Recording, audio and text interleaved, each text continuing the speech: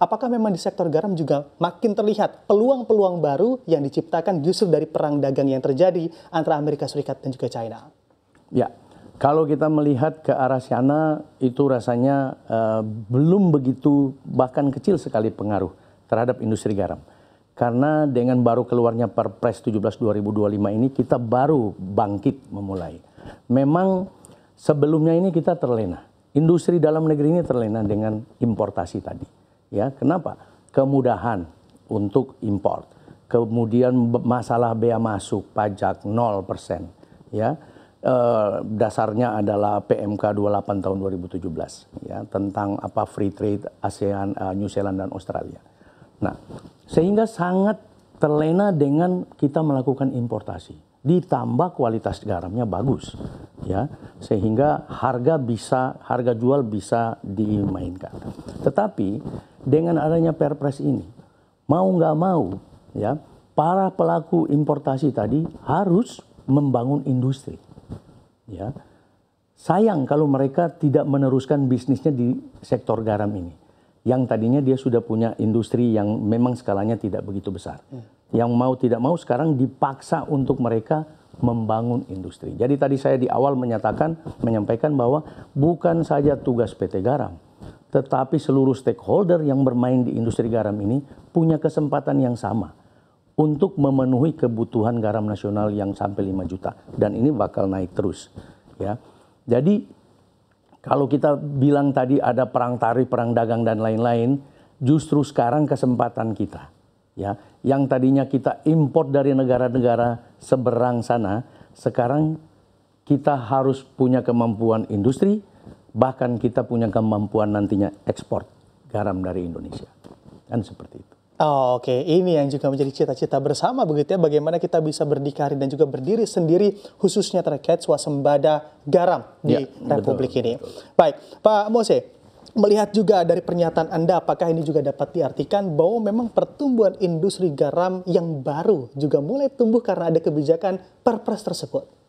Ya, kalau saya bicara ini memang awalnya pasti resistansi ada. Ya. Pro konsnya pasti ada.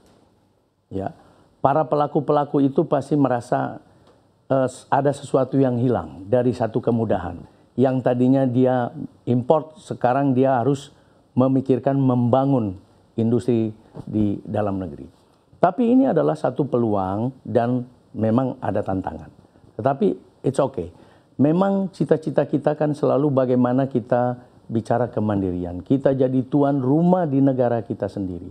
Ya, sehingga kembali lagi, kebutuhan garam ini bukan hanya garam konsumsi yang kurang lebih hanya 500.000 ton per tahun, tetapi ada garam industri pangan untuk food and beverage, ya, yang lumayan besar. Bahkan kemarin masih impor kurang lebih 1,7-1,3 juta ton, ya.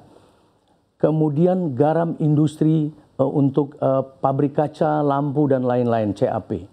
Kemudian garam farmasi, peluangnya besar sekali. Jadi para pelaku import ini bisa masuk di industri pangan, di industri untuk soda as atau soda kaustik, bisa masuk ke industri garam farmasi ataupun menjual garam konsumsi. Jadi peluang sangat besar. Ya. Mudah-mudahan dengan berjalannya waktu dan konsistensi dari Perpres 2025 ini terus berjalan sampai 2027, saya sih yakin bahwa kemandirian garam nasional itu akan terjadi di Indonesia. Oke, baik, optimistik sekali begitu ya. Semoga memang ini cita-citanya dapat kita capai targetnya, Pak Mose. Kalau kita lihat juga secara peluang, apakah memang dengan investasi masuk, peluang juga masih besar, dengan garis pantai kita terpanjang kedua di dunia, ini juga tidak memungkiri kita justru nanti bisa ekspor untuk garam kita sendiri atau produk garam kita, Pak Mose? Ya, betul sekali. Jadi ya kembali lagi tadi ya ke garis pantai, bahwa banyak di daerah-daerah, terutama daerah Indonesia Timur, ya, mereka punya potensi menghasilkan garam, walaupun belum disentuh oleh teknologi, masih konsep-konsep yang sangat konvensional. Tetapi dengan adanya kesempatan ini, mulai berpikir mereka bagaimana proses-proses teknologi itu digunakan, sehingga tugas dari Kementerian Kelautan Perikanan sekarang, mereka akan membangun semacam mini plan yang akan ditempatkan di provinsi-provinsi, ya. Nanti konsepnya adalah menjual lewat koperasi, dan PT Garam juga punya kewajiban meng-offtake hasil produksi dari petani-petani garam ini. Jadi konsep ini akan tumbuh. Jadi kalau kita bicara pentahelix, semuanya itu nyambung.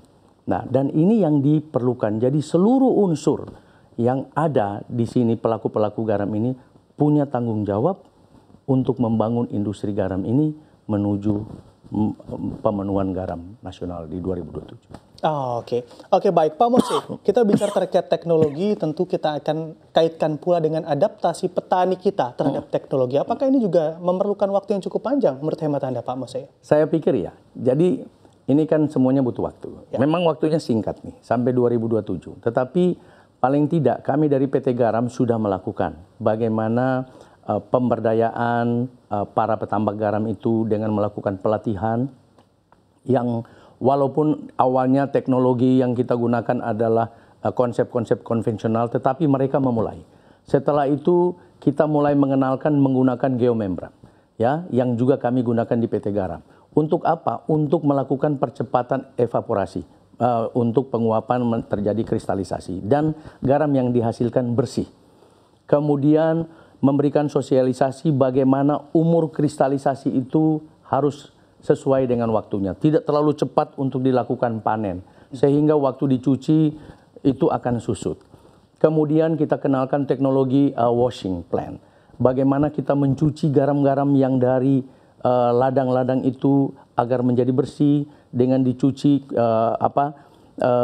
kadar NaCl-nya naik. Kemudian Ca atau Mg itu bisa ditekan. Kemudian kita kenalkan lagi proses-proses teknologi yang lain, ya mini plan yang MVR dan lain-lain.